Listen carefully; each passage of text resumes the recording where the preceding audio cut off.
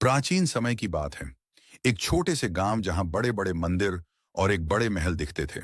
गांव में एक सुंदर और आकर्षक महिला कामिनी रहती थी। कामिनी एक वेश्या थी जिसकी सुंदरता की चर्चा दूर दूर तक थी।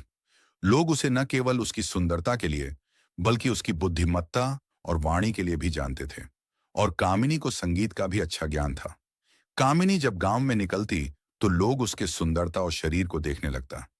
सब लोग उसके रूप में मोहित हो जाते थे, लेकिन एक वेश्या की नाम से डरता था।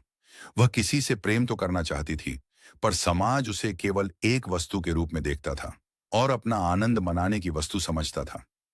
एक दिन कामिनी को एक राज प्रसंग में संगीत के बारे में राज दरबार में बुलाया गया और संगीत और नृत्य का प्रसंग रखा।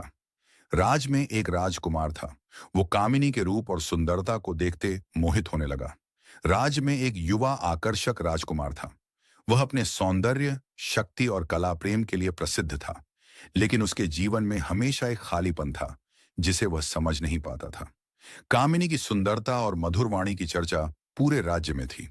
वह न केवल सुंदर थी, बल्कि अपने संगीत और नृत्य के लिए भी जानी जाती थी। लोग उसकी कला के कायल थे, लेकिन समाज उसे केवल एक वेश्या के रूप में देखता था। एक दिन राजकुमार अर्णव शिकार के लिए जंगल गया। लौटते समय उसने गांव में हो रहे एक उत्सव को देखा। वहां कामिनी अपनी कला का प्रदर्शन कर रही थी। जैसे ही अर्णव की नजर कामिनी पर पड़ी, वह उसकी सुंदरता और कला से मोहित हो गया। अर्णव ने कामिनी को अपने पास बुलाया और उसकी तारीफ की। कामिनी ने पहले उसे एक साधारण व्यक्ति समझा, लेकिन जब उसे पता चला कि वह राजकुमार है, तो वह थोड़ी घबरा गई। राजकुमार धीरे धीरे कामिनी के विचार आने लगे। एक बार कामिनी को संगीत सीखने के बहाने महल में बुलाया। राजकुमार और कामिनी हर दिन संगीत के बहाने मिलने लगा और महल में समय पसार करने लगे। अर्णव कामिनी के प्रति इतना आकर्षित हो गया कि वह उसे बार बार देखने के बहाने ढूंढने लगा। धीरे धीरे दोनों जंगल में गुप्त रूप से मिलने लगे। उनके बीच एक अजीब सा आकर्षण और लगाव पैदा हो गया। पहले वे केवल बातों और हंसी मजाक में समय बिताते थे, लेकिन जैसे जैसे समय बीता, उनका रिश्ता गहराता गया। अर्णव कामिनी के सौंदर्य और कोमलता से इतना प्रभावित हुआ कि उसने अपनी सीमाएं पार करनी शुरू कर दी। एक दिन राजकुमार ने कामिनी से कहा, क्या तुम मेरे लिए सब कुछ करोगी? कामिनी ने कहा, हाँ, मैं जो तुम कहो वो सब करने के लिए तैयार हूं। राजकुमार ने कहा, मैं तुम्हारे साथ शरीर संबंध बनाना चाहता हूं। कामिनी ने कहा, जो तुम मुझे सच्चा प्रेम करते हो तो मैं तैयार हूं। अब तुम मेरे साथ जो चाहो वो कर सकते हो। मैं सिर्फ तुम्हारी हूं। ये शरीर सिर्फ तुम्हारे लिए। है एक रात जब दोनों जंगल में मिले, तो अर्णव ने अपने मन की इच्छाओं को छुपाया नहीं। कामिनी ने पहले विरोध किया, लेकिन राजकुमार के प्रेम और अधिकार भरे शब्दों ने उसे झकझोर दिया। उसने पहली बार किसी को अपने प्रति इतना पागल देखा था।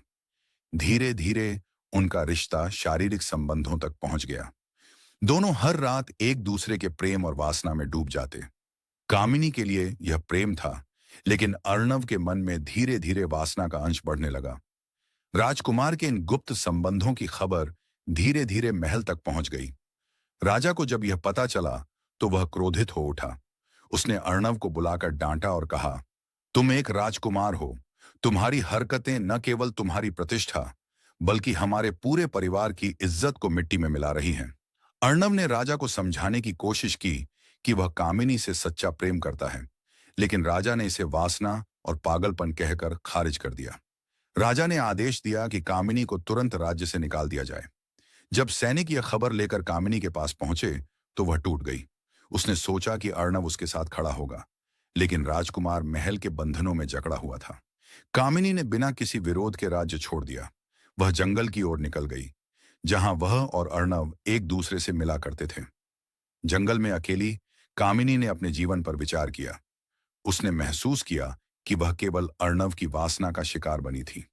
उसका प्रेम सच्चा था, लेकिन अर्णव ने उसे समाज और परिवार के डर से त्याग दिया। कामिनी ने ठान लिया कि वह अब किसी के प्रेम पर निर्भर नहीं रहेगी। उसने जंगल में एक आश्रम बनाया और अपने संगीत और कला के माध्यम से खुद को पहचान दी। अर्णव को जब यह पता चला कि कामिनी अब चली गई है, तो वह पछताने लगा। उसने महसूस किया कि उसने अपने डर और समाज के बंधनों के कारण अपने सच्चे प्रेम को खो दिया, लेकिन अब बहुत देर हो चुकी थी। कामिनी और अर्णव की यह कहानी उस राज्य में एक कड़वी सच्चाई बन गई। लोग इसे सुनकर समझते थे कि वासना और प्रेम में अंतर होता है। प्रेम सम्मान और बलिदान मांगता है, जबकि वासना केवल भोग तक सीमित होती है। कामिनी जंगल में रहने लगी और फिर एक तांत्रिक साधु की भोग बनती है। आगे की कहानी अगले भाग 2। मित्रों, तांत्रिक साधु और वेश्या की जोन लायक कहानी नए अंदाज में टुक समय में हमारे चैनल में मिलेगी, तो मित्रों अवश्य देखना। धन्यवाद।